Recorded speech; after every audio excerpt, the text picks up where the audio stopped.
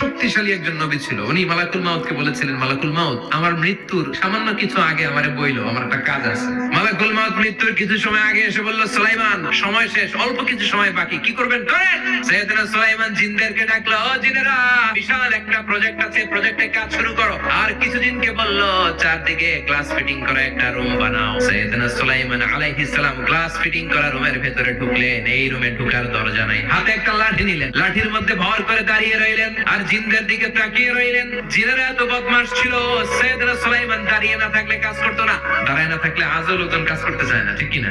সুলাইমান আলাইহিস সালাম লাঠির মধ্যে ভর দিয়ে দাঁড়িয়ে রইলেন আর বললেন, কাজ করো। জিনেরাও কাজ শুরু করলো। ওদিকে মালাকুল মাউত এসে বলল, সুলাইমান, সময় তো শেষ। সুলাইমান বলে, সমস্যা নাই, রূহ কবজ করো। মালাকুল মাউত ওইভাবে লাঠিতে ভর দেওয়া অবস্থায়, দারুণ অবস্থায় সাইয়েদনা সুলাইমান আলাইহিস সালামের রূহ কবজ করে নিলেন। উনি এমন ভাবে দাঁড়িয়েছেন, রূহ চলে গেল, লাশ হয়ে দাঁড়িয়ে রইলেন।